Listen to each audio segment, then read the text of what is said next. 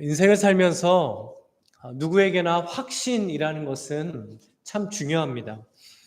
지금 내가 하고 있는 일에 대한 확신, 내가 만나고 나와 가깝게 지내는 사람에 대한 확신, 또 내 미래에 대한, 내 계획에 대한 확신이 나에게 분명히 있다라면 아마도 그 사람의 인생은 결코 흔들림이 없는 인생이라고 할 수 있을 것입니다. 성도님들께서도 이제까지 지나온 인생을 한번 뒤돌아보신다면 내가 그때 확신을 가지고 이런 선택을 했지, 이런 결정을 했지 하는 일들이 많이 떠올릴 것입니다. 저에게도 확신을 가지고 선택했던 인생의 순간들이 있었는데요. 먼저 이 사람이라면 내가 평생을 함께해도 행복하겠다라는 확신을 가지고 제 아내와 결혼을 했습니다. 그런데 결혼 이후부터 지금까지요, 제가 아내에게 핀잔을 좀 듣는 게 있습니다. 왜 그러냐면 제가 아내에게 프로포즈를 안 했거든요. 그래서 같이 이제 TV를 보거나 뭐 영화나 드라마를 볼 때 남자 주인공이 여자 주인공에게 멋지게 이렇게 프로포즈를 하면 그 여자 주인공은 이렇게 감동해서 눈물을 흘리는 장면이 이렇게 나오면 괜히 제 얼굴이 따가워지는 걸 느낍니다. 옆에 보면 저를 이렇게 노려보고 있죠. 당신은 안 했는데 뭐 이렇게 봅니다. 대신 프로포즈를 받지 못한 것이 서운한 것 같습니다. 그럼 저는 계속해서 말하는 게 나는 계속해서 사인을 줬다. 당신이 못 느꼈을 뿐이다. 라고 우기게 되죠. 그렇게 확신을 주고 결혼을 해서 오늘이 딱 23년째가 되는 날입니다. 그리고 회사 생활을 하다가 제가 조금 늦은 나이에 신학교를 갈 때에도 저에게 확신이 있었습니다. 하나님께서 저를 영혼을 위한 목회자로 부르셨다라는 사명의 확신이었습니다. 이 부르심의 확신이 있었기 때문에 목회자로 하나님을 섬기고 또 교회를 섬기며 살아갈 수 있는 것이죠. 이뿐 아니라 인생에서 확신하며 선택했고 또 확신하며 결정했던 일들이 참 많이 있습니다. 하지만 우리가 확신을 가지고 선택했음에도 불구하고 시간이 지나면서 그 확신이라는 것이 흔들리게 될 때가 있습니다. 내가 분명한 확신을 가졌었는데 시간이 조금 지난 후에 보니 내가 과연 잘 선택한 것이 맞나? 혹시 내 확신이 틀렸던 것은 아닐까라고 생각하는 일이 벌어지기 때문이죠. 언제 이렇게 우리의 확신이 흔들리게 될까요? 확신을 가지고 선택했지만 좋은 결과나 좋은 영향력이나 행복한 과정이 일어나는 것이 아니라 내 기대에서 벗어난 여러 가지 문제들, 어려움들, 좋지 못한 결과들이 나타나게 될 때입니다. 그러면 내가 가진 그 확신이 흔들리게 되고 의심을 가지게 되고 그 의심은 우리를 불안하게 만들게 되죠. 2024년에 한국에서 했던 한 설문조사를 보니까요, 한국에서 우울증 지수가 가장 높은 세대가 어느 세대인가 조사를 했더니 바로 50대와 60대의 남성들이라고 이라는 결과가 나왔다고 합니다. 여러 가지 이유들이 있겠지만 아마도 자신이 가진 인생에 대한 확신을 가지고 살아왔는데 그 확신이 혹시 틀린 것은 아닐까? 이렇게 흔들리게 되는 때가 바로 50대와 60대 남성들이라는 것이죠.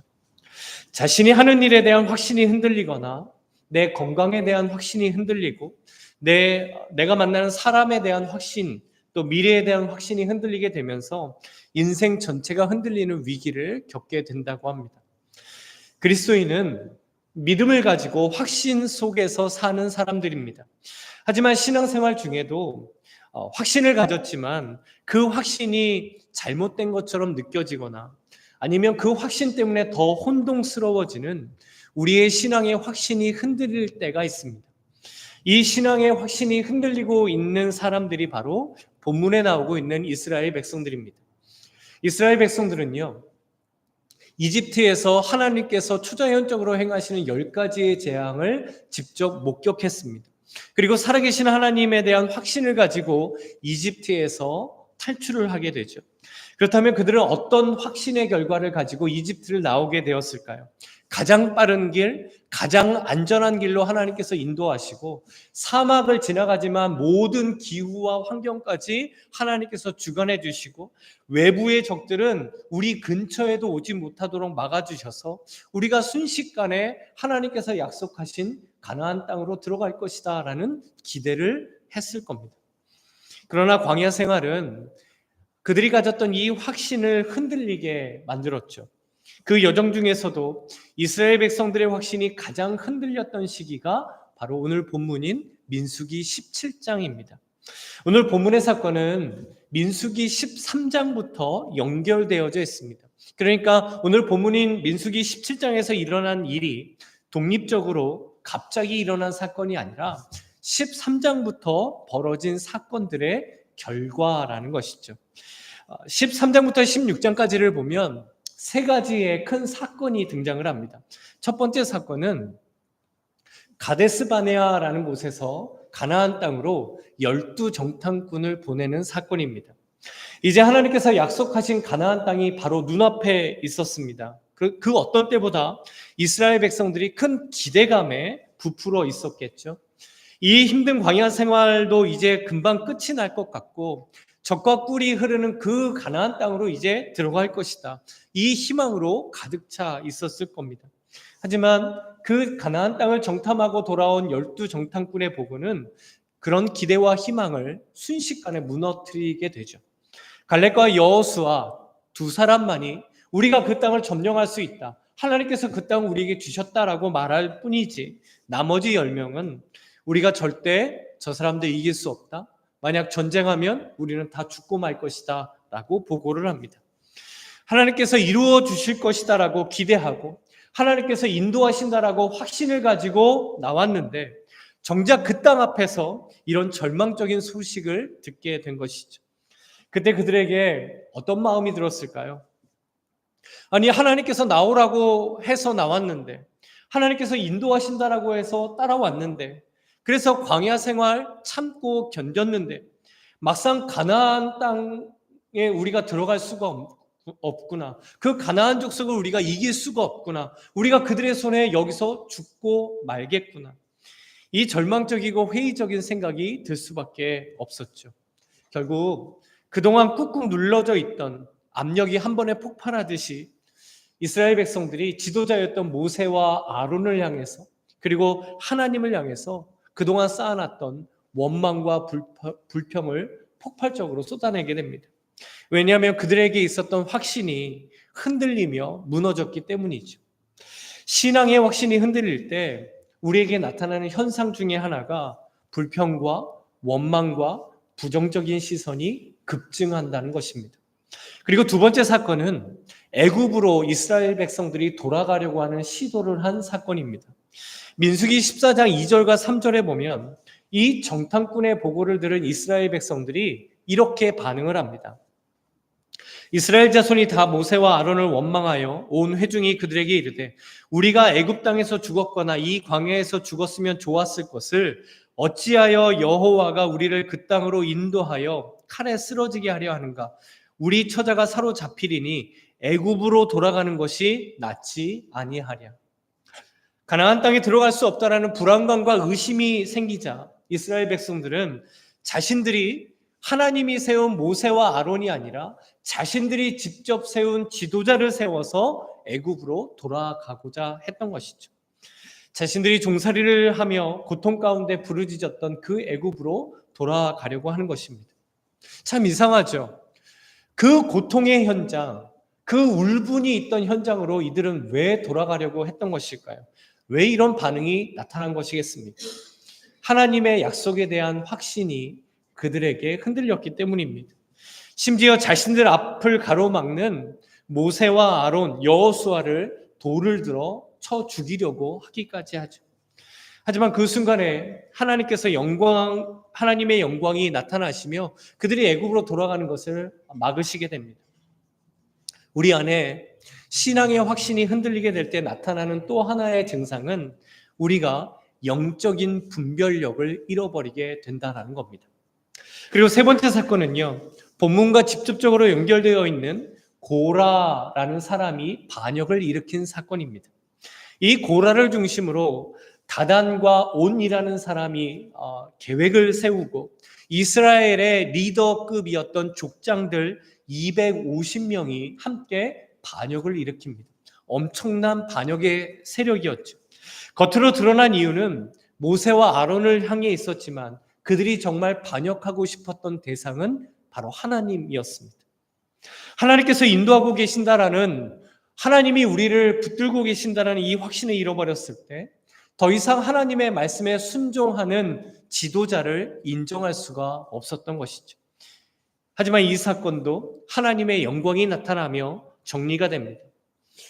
우리 안에 신앙의 확신이 흔들리게 될 때 나타나는 또 하나의 증상은 하나님이 원하시지 않는 길을 우리가 가게 된다라는 겁니다. 그리고 이 세 가지 사건 이후에 일어난 일이 오늘 본문에 나오는 아론의 지팡이 사건입니다. 제가 주일학교 때요, 그 주일학교 안에서 성경 퀴즈 대회를 하면 100% 출제되는 문제가 있었어요. 하나님의 법궤 안에 있는 세 가지 물건은 무엇일까요? 뭐죠? 좋은 주일학교를 나오셔야 대답하실 수 있을 텐데, 하나님의 법궤 안에 있는 세 가지 물건은 만나, 지팡이, 두 돌판입니다. 그런데 우리가 이제 이 주일학교 수준을 좀 넘어서야 되잖아요. 그래서 조금 더 정확하게 대답을 해보자면, 만나를 담은 항아리, 아론의 쌍나고 열매가 맺힌 지팡이, 십계명이 적힌 두 돌판이라고 할 수가 있습니다. 오늘 본문은 아론의 지팡이가 어떤 의미를 가진 것이기에 하나님께서 법궤에 넣으라고 하셨는가, 그 하나님의 뜻을 깨닫게 하시는 말씀이 됩니다. 앞에서 살펴본 세 가지 사건을 통해서 이스라엘 백성들은 하나님을 향한 확신을 잃어버렸습니다. 하나님의 말씀, 하나님의 약속에 대한 확신을 모두 잃어버렸죠. 흔들렸습니다. 그러자 불평과 원망과 부정적인 시선이 급증하고 영적인 분별력을 잃어버리게 되고 실제로 하나님이 원하시지 않는 길로 가려는 시도를 하게 되었죠. 이런 현상들이 당시 이스라엘 백성들에게만 나타나는 것은 아닙니다. 이 시대 우리에게도 우리 안에 신앙의 확신이 흔들리게 될 때 이런 영적인 현상들이 우리에게 얼마든지 나타날 수 있는 것이죠. 그런데 그 흔들림의 순간에 하나님께서 모세에게 한 가지 미션을 내리십니다.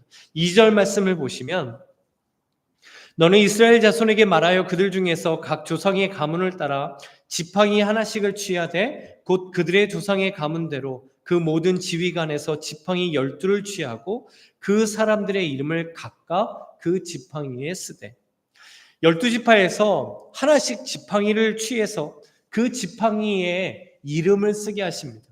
그리고 레위 지파의 지팡이에는 아론의 이름을 적게 하시죠.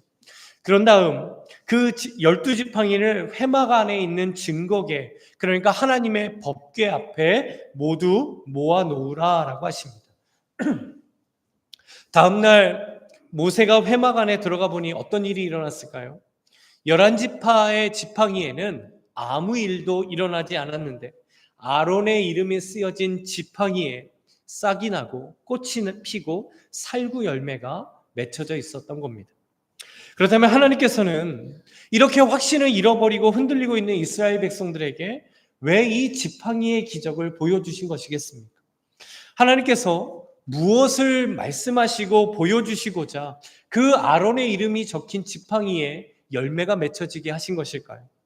그리고 이 시대를 살아가면서 때로는 신앙의 확신이 흔들릴 수 있는 우리에게 오늘 본문을 통하여 하나님께서는 무엇을 말씀하시려는 것이겠습니까? 이스라엘 백성들이 가졌던 확신은요, 가만히 보면 지금보다 내가 더 좋아질 것이다, 지금보다 내가 더 풍요로워질 것이다 라는 확신이었습니다. 애굽에서 벽돌을 만들며 종살이를 하던 때보다는 자유롭게 살아가는 광야 생활이 낫고, 광야 생활보다는 젖과 꿀이 흐르는 가나안 땅에 들어가 사는 것이 더 낫다라는 것이 그들이 가진 확신이었습니다.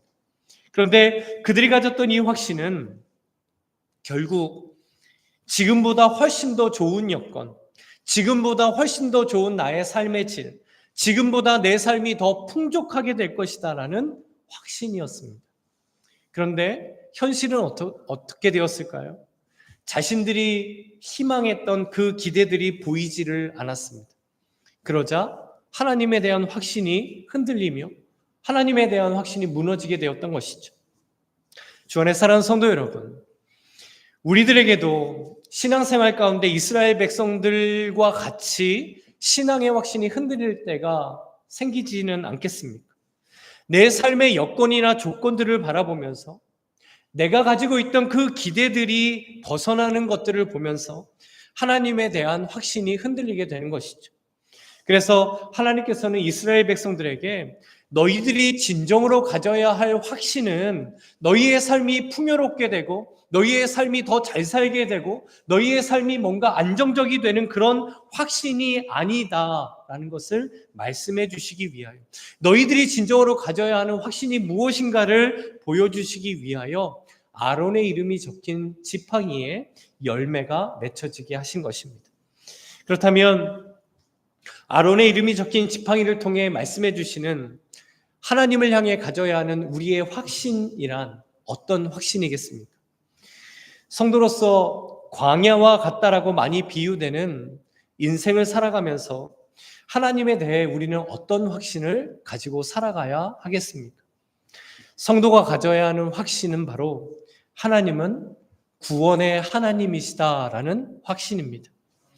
우리의 신앙이 확신에 흔들릴 때 우리가 더 붙들어야 하고 더 집중해야 하는 것은 내가 믿는 하나님은, 나의 하나님은 나를 구원하신 하나님이시다라는 믿음입니다. 그래서 하나님께서 구원의 하나님을 확신할 수 있도록 오늘 본문에 보면 두 가지의 일을 의도적으로 행하라라고 말씀하십니다. 첫 번째 일은 무엇이냐면 하나님께서 지팡이들을 모아서 증거계 앞에 두게 하신 일입니다. 4절 말씀해 보시면 그 지팡이를 회막 안에서 내가 너희와 만나는 곳인 증거계 앞에 두라.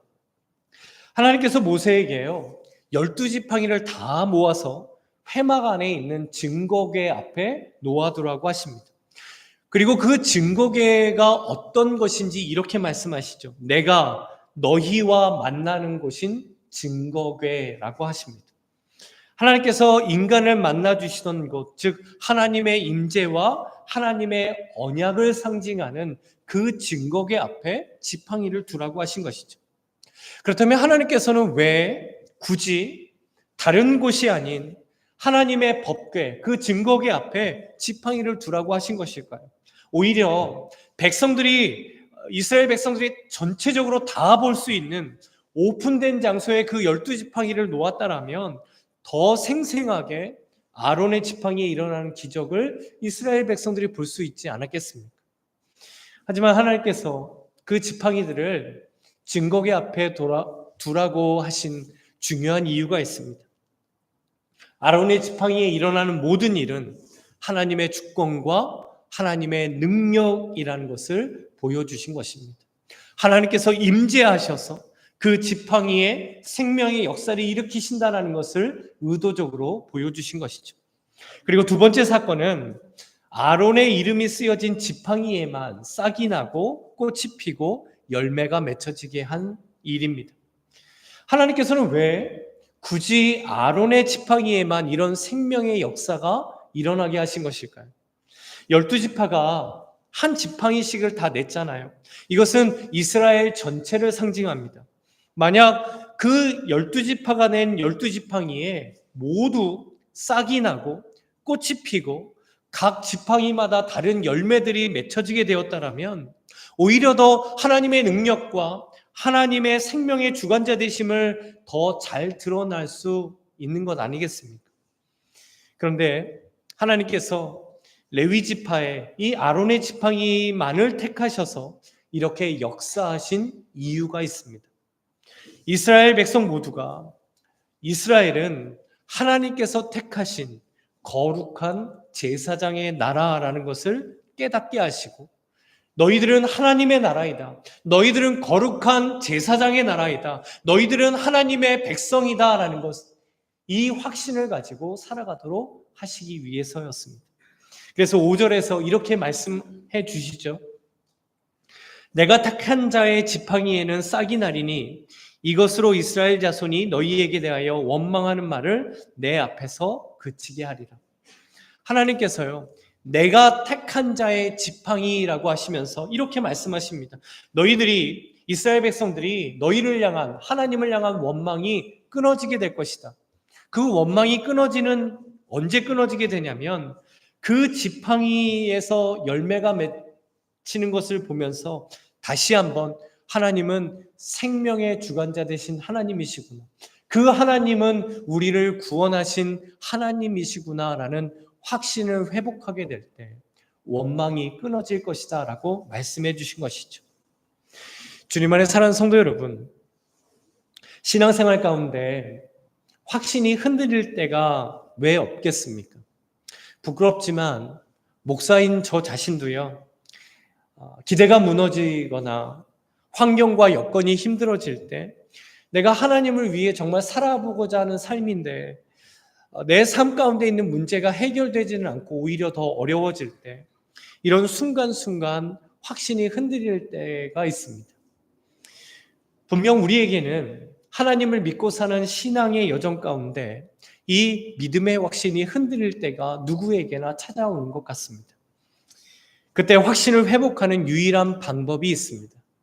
그 방법은 내 문제, 내 어려움, 내 걱정, 근심, 이런 것들이 해결되는 환경이 되고 그런 해결책을 찾는 것이 아닙니다. 바로 구원의 하나님을 믿는 것인 줄로 믿습니다. 죄로 인해 하나님의 공의로우신 심판을 받아 영원한 형벌을 받아야 했던 죄인들이 바로 우리들입니다. 이렇게 영원한 생명을 절대로 얻을 수 없었던 우리를 하나님께서 택하셔서 구원하시고 영원한 생명을 우리에게 주신 줄로 믿습니다. 그리고 그 거룩한 하나님의 나라가 되게 하시고 하나님의 백성이 되게 하신 것이죠. 나의 생명을 구원하시는 하나님께서 태초부터 나를 택하여 나의 이름을 아시고 택하신 하나님께서 어떻게 우리 인생 가운데 능력을 베푸시지 않겠습니까? 어떻게 우리 인생 가운데 하나님의 뜻을 이루시지 않겠습니까? 어떻게 하나님께서 우리와 함께 하시며 하나님께서 놀라운 은혜를 베풀어 주시지 않겠습니까? 이 시대 아론의 쌍난 지팡이처럼 하나님께서 우리에게 주신 말씀이 있습니다. 우리 함께 베드로전서 2장 9절 말씀을 읽어보겠습니다. 우리 함께 읽어보죠. 그러나 너희는 택하신 족속이요 왕같은 제사장들이요 거룩한 나라요 그의 소유가 된 백성이니 이는 너희를 어두운 데서 불러내어 그의 기이한 빛에 들어가게 하신 이의 아름다운 덕을 선포하게 하려 하심이라. 아멘. 하나님께서 나를 택하셨습니다. 그리고 우리를 구원해 주셨어요. 그리고 왕같은 제사장으로 거룩한 하나님의 나라로 하나님의 소유된 백성으로 우리를 삼아주신 줄로 믿습니다. 신앙의 확신이 흔들릴 때 환경과 조건, 문제와 어려움을 향한 나의 시선을 돌려 구원의 하나님을 바라볼 때 우리는 더 이상 흔들리지 않는 뿌리 깊은 신앙이 될 줄로 믿습니다. 이스라엘 백성들은요, 그러나 신앙이 흔들릴 때 하나님이 아닌 다른 것을 봤습니다. 신앙이 흔들리자 하나님을 붙잡는 것 대신 다른 것을 붙들려고 했습니다. 그러나 지금 하나님께서는 생명으로 역사하신 아론의 이름이 쓰여진 지팡이를 통해서 구원의 하나님을 보게 하신 것이죠. 너희들의 삶의 주관자 되신 하나님은 바로 나이다. 나는 생명의 주관자 되신 하나님이다 라는 것을 보여주시고 그 하나님을 붙들게 하신 것입니다. 오늘 본문에 나오는 하나님께서 택하신 지팡이에는 아론의 이름이 적혀 있었습니다. 그렇다면 오늘 구원의 하나님께서 택하신 그 구원의 지팡이에 누구의 이름이 쓰여져 있겠습니까? 바로 우리의 이름이 쓰여져 있는 것이죠. 모세 시대의 지팡이란 당연히 나무를 깎아서 만든 지팡이입니다. 지팡이의 역할을 하기 위해서 꼭 해야 하는 작업이 있죠. 그 나무의 껍데기를 다 벗기는 것입니다. 그래야 사람이 잡고 잘 사용할 수 있기 때문이죠. 그러니까 지팡이라는 것은 완전히 생명이 없는 상태를 가리킵니다. 그런데 그 생명이 완전히 사라져버린 그 지팡이를 하나님께서 택하셨어요. 그러자 그 지팡이에 생명의 싹이 나고 꽃이 피게 하시고 열매가 맺혀지게 하셨습니다. 싹이 나야 꽃이 피고 꽃이 펴야 열매가 맺혀지죠. 그러나 하나님께서는 능력으로 생명의 주관자 되신 하나님으로서 하룻밤 만에 이 놀라운 생명의 역사를 이루셨습니다. 생명이 없어서 싹을 피울 수도 없고 열매를 맺을 수도 없고 그렇게 메말라 있다가 버려지고 말 지팡이와 같은 존재가 바로 우리들이었습니다. 그러나 구원의 하나님께서 그 지팡이를 택하셨듯이 우리를 택하셔서 영원한 생명을 주신 줄로 믿습니다. 생명이 없는 지팡이를 택하셔서 이름을 쓰시고 새로운 생명을 우리에게 주신 분이 바로 하나님이십니다. 그렇다면 하나님께서 어떻게 우리를 택하시고 우리의 이름을 쓰셔서 영원한 생명을 우리에게 주셨겠습니까? 유일한 구원자 되신 예수 그리스도를 우리를 위해 이 땅에 보내셨고 우리를 대신하여 십자가에 죽게 하셨습니다. 그래서 이 아론의 지팡이는 우리가 구원의 하나님을 확신하며 바라보게 하고 우리를 구원하신 십자가에 달리신 예수 그리스도를 바라보게 하는 은혜가 되는 것이죠. 이 분명한 복음이 오늘 본문 12절과 13절에 잘 나타납니다. 12절 말씀을 한번 보시면 이스라엘 자손이 모세에게 말하여 이르되 보소서 우리는 죽게 되었나이다. 망하게 되었나이다. 다 망하게 되었나이다. 이스라엘 백성들이 어떻게 반응하죠? 우리가 다 죽게 되었다라고 합니다. 다 망하게 되었다라고 합니다. 이상하죠? 왜 아론의 그 지팡이를 보고 이스라엘 백성들이 이렇게 반응했겠습니까? 자신들이 하나님을 확신하지 못했음을, 구원의 하나님, 생명의 주관자 되신 하나님을 믿지 못했음을 깨달았기 때문입니다. 그래서 13절 마지막에도 보면 우리가 다 망하여야 하리라 라고 큰 두려움에 빠지게 됩니다. 그런데 오늘 본문이 나오는 17장이 끝나고 18장 이어지는 말씀을 보면 하나님께서 다 망하여야 하리라 그들을 심판하셨다. 그들에게 죄를 물으셨다. 그들에게 엄청난 재앙을 내리셨다. 이런 말씀이 나오지 않습니다. 오히려 18장에 보면 하나님께서 아론과 그의 아들들에게 레위 지파의 제사장으로서 감당해야 할 제사장의 직무를 하나하나 말씀해 주시죠. 이것이 무엇을 의미하는 것일까요? 죽을 수밖에 없고 망할 수밖에 없는 이스라엘 백성들이지만 하나님께서는 그 제사장을 통하여 그 제사장을 세우셔서 그들을 다시 만나 주시겠다라고 은혜로운 약속을 해 주신 것입니다. 비록 우리는 죄로 인해 죽을 수밖에 없고 망할 수밖에 없는 존재였지만 우리의 영원한 대제사장이 되신 예수 그리스도를 통하여 영원한 죽음이 아닌 영원한 생명을 우리에게 주셨다라는 이 놀라운 복음을 우리에게 선명하게 보여주시는 것입니다. 그래서 그 복음을 하나님께서 우리에게 이렇게 말씀해 주십니다. 우리 히브리서 4장 14절 함께 읽어보겠습니다. 우리 함께 읽죠. 그러므로 우리에게 큰 대제사장이 계시니 승천하시니 곧 하나님의 아들 예수시라. 우리가 믿는 도리를 굳게 잡을지어다. 아멘. 신앙의 확신이 흔들리게 되는 위기가 분명 우리에게 찾아옵니다. 그때 우리가 믿는 도리를 굳게 잡기 위해서, 우리가 하나님을 향한 확신을 더욱더 굳건히 하기 위해서 무엇을 해야 할까요? 영원한 대제사장이 되신 예수 그리스도를 붙잡고 예수 그리스도의 이름의 능력으로 선포하는 삶을 살라라고 말씀하십니다. 바로 그때 구원의 하나님을 더욱 확신하게 될 줄로 믿습니다. 결국 구원의 하나님을 확신하는 신앙생활이란 하나님을 나의 구주로 믿고 그 주님의 이름의 능력으로 나는 하나님의 백성이다. 나는 하나님의 자녀이다.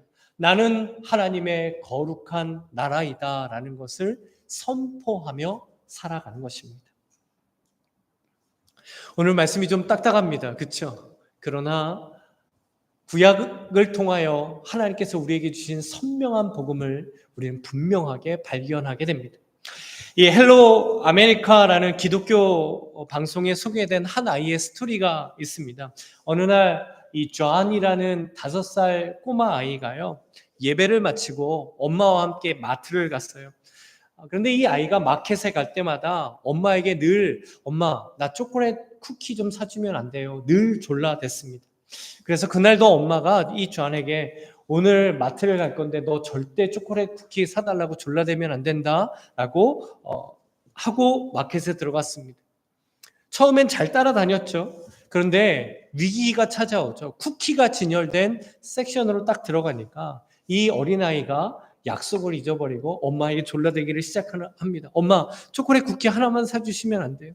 초콜릿 쿠키 하나만 사주면 안 돼요? 내가 정말 저거 진짜 좋아하는 건데요? 그러니까 엄마가 잔뜩 인상을 쓰면서 너 엄마랑 약속했는데 왜 약속을 안 지켜?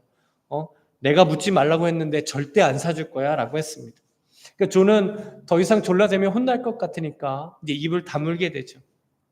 그런데 이 아이의 한계심이 그렇게 오래 가지를 못합니다. 엄마에게 다시 졸라대요. 그러니까 엄마 제발 한 번만, 이번 한 번만 초콜릿 쿠키 한 번만 사주세요라고 합니다. 엄마가 단호하게 안 돼. 더 이상 말하지 마. 안 되라고 합니다. 근데 이 이야기를 보는데요, 제가 굉장히 친숙했어요. 저희 집에서 항상 일어나는 일이 마켓 가면 일어나는 일이 이런 일이거든요. 우리 막내 때문에 이런 일을 경험합니다. 이 존이요, 기분이 나빠졌습니다. 그래서 이제 카트에 이제 풀이 주고서 앉아 있는데 이제 계산을 하려고 캐셔 앞에 섰는데 항상 캐셔 앞에는 뭐가 있죠? 항상 초콜릿 쿠키가 있습니다. 그러니까 이 아이가 또 그걸 봤어요. 그래서 이게 정말 여기를 지나가면 나는 초콜릿 쿠키 못 먹는다라는 위기감을 느낀 겁니다. 그래서 마지막 기회라고 생각한 이 5살 존이요, 그 자리에서 엄마를 향해 큰 소리로 외칩니다. 뭐라고 외치냐면, 엄마, 예수 그리스도의 이름의 능력으로 저 초콜릿 쿠키 하나만 사주시면 안 돼요? 라는 것입니다. 알고 봤더니 이 존이요, 그날 예배를 드리는데 주일학교 목사님이 예수 그리스도의 이름의 능력으로 선포하면 무슨 일이든지 다 된다라는 설교를 들었다라는 겁니다. 예수 그리스도의 이름의 능력으로 초콜릿 쿠키 하나 사달라고 한 것이죠. 어떻게 됐을까요? 엄마는 엄청 창피해진 거죠. 계산대에 서 있던 모든 사람들이 큰 소리로 울었다라고 합니다. 그런데 그 말이 끝난 이후에 놀라운 역사가 일어나죠. 사람들이요, 초콜릿 쿠키를 한 봉지씩 가져오더니 그 존에게 한 박스씩 주더라는 겁니다. 그래서 결국 23박스의 초콜릿 쿠키를 이 존이 받게 되었다라는 얘기더라고요. 주님 안에 사랑하는 성도 여러분, 우리가 일상 가운데 신앙의 확신이 흔들리려고 할 때마다 예수 그리스도의 이름의 능력으로 선포하는 삶이 되시기를 소망합니다. 무엇을 우리가 선포해야 하겠습니까? 무엇을 예수 그리스도의 이름으로 선포해야 하겠습니까? 어떤 문제이든, 어떤 환경 앞에서든, 어떤 내 기대가 무너지는 일 앞에서든 나는 하나님의 택하신 족속이다. 나는 예수 그리스도의 십자가를 통하여 하나님께서 구원하신 왕 같은 제사장이다. 나는 거룩한 하나님의 나라이고 나는 하나님의 소유된 백성이다. 나는 그 하나님의 백성으로 살아갈 것이다. 이것을 예수 그리스도의 이름으로 선포하며 살아가시기 원합니다. 그래서 우리는 신앙의 확신이 흔들릴 때마다 이렇게 확신을 가지고 기도할 수 있죠. 거창한 것이 아닙니다. 내 신앙이 흔들릴 때 뭔가 대단한 일을 해야 내 신앙이 제자리로 돌아오거나 더 신앙의 경지로 올라가는 것이 아니에요. 저는 이 한마디의 기도라고 생각합니다. 하나님이 나의 구원의 하나님이신 줄로 믿습니다. 그런데 하나님, 지금 제 신앙이 흔들립니다. 이 문제 때문에, 이 대상 때문에 하나님, 내 신앙이 지금 흔들립니다. 하나님, 나를 붙들어 주세요. 하나님, 나를 도와주세요. 예수 그리스도의 이름으로 기도합니다. 이 기도가 우리의 신앙을 굳건하게 하는 것이죠. 그래서 환경과 문제를 주관하시고 초월해 계신 구원의 하나님을 바라보는 것이 그리스도인이 신앙의 확신을 회복하는 유일한 길이 되는 것입니다. 이 사실을 보여주는 구약의 대표적인 인물이 있습니다. 바로 하박국 선지자인데요. 하박국 선지자는요, 지금 자신의 현실을 이렇게 얘기를 합니다. 하박국 3장 17절에 보면 비록 무화과 나무가 무성하지 못하며 포도나무에 열매가 없으며 감람나무에 수출이 없으며 밭에 먹을 것이 없으며 우리의 양이 없으며 외양간에 소가 없을지라도. 하박국 선지자의 현실이 뭐죠? 없고 다 없는 것이죠. 그런데 바로 이어서 하박국 선지자는 이렇게 고백을 합니다. 우리 함께 3장 18절 말씀을 읽어보겠습니다. 나는 여호와로 말미암아 즐거워하며 나의 구원의 하나님으로 말미암아 기뻐하리로다. 아멘. 비록 현실과 상황은 없고이지만 그 하박국 선지자는 구원의 하나님이 나에게 계시기에, 내가 여호와 하나님을 믿기에 나는 기뻐하고 즐거워합니다라고 고백하고 있는 것이죠. 그런데 우리가 이렇게 생각해 볼 수 있습니다. 하박국 선지자는 믿음이 너무 좋으니까 그렇게 할 수 있었겠죠 라는 겁니다. 그런데요, 하박국 말씀을 가만히 보면 이 1장부터 나오는 하박국 선지자가요, 하나님께 따지듯이 당돌하게 묻는 질문들이 계속해서 나옵니다. 하나님, 내가 하나님께 기도했는데 하나님 왜 안 들어주시는 거예요? 하나님, 저 악인들이 저렇게 판을 치고 있는데 왜 그 악인들에게 고난을 당하는 의인들을 하나님 안 구해 주시는 거예요? 하나님은 살아계시는 건 맞습니까? 하나님 왜 잠잠히 계시는 거예요? 어디 한번 대답해 보세요. 이런 당돌한 질문을 던졌던 인물이 하박국 선지자입니다.